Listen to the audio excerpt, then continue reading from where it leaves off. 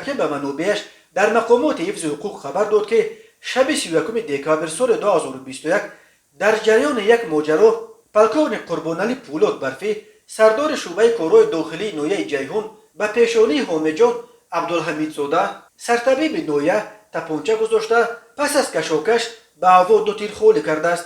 حالا دادستانی ولایت ختلان این قضیه را تحقیق میکند. مقامات رسما ماجرای بین منصبداران بلندپایه در نویه جیهون را شرح نمیدهند، ولی به اطلاع آزادی وزارت کارهای داخلی برای این کار الکی روز 3 ینور پولاد برفی را از مقامش برکنار کرده است. حالا اسرائیل غایبزاده اجرا کننده وظیفه سردار شعبه وزارت کارهای داخله در نویه جیهون تعیین شده است.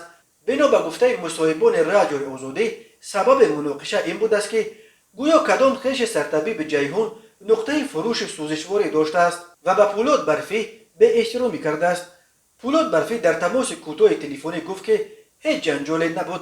وزارت کارهای داخلی موضوع را شرح نداده است، ولی در دادستانی ولایت ختلان حادثه را تصدیق کردند. حادثه شب سال نو در یک طربخانه نویه رخ داده است. آنجا رئیس سود نویه و سردار شعبه کمیته دولتی امنیت ملی در نویه جیهونی حضور داشتند. آنها جنگ بین دو نفر را خلاص کرده با دعوت دیگران تپانچه را از دست سردار شعبه وزارت کارهای داخله گرفتند. گفته است یکی از مصاحبان رادیوی آزادی و گفته مصاحبان رادیوی آزادی تا 3 ینور همه اشتراکچیان حادثه آن را پنهان داشتند و مقامات دادستانی از این حادثه دیرتر آگاه شدند.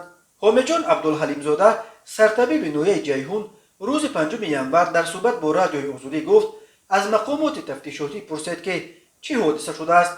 پلکون قربانعلی پولاد برفی 10 ماه پیش به وظیفه سردار شعبه وزارت کارهای داخلی نویه جیهون تعیین شده بود. او را به جای نعمت الله صالح‌زاده که با اتهام سوء استفاده از منصب در قضیه قاچاق طلا بازداشت شد به این وظیفه تعیین کردند. پیش از این پولاد برفی سردار شعبه میلیس ایستگاه راه آهن شهر دوشنبه بوده است.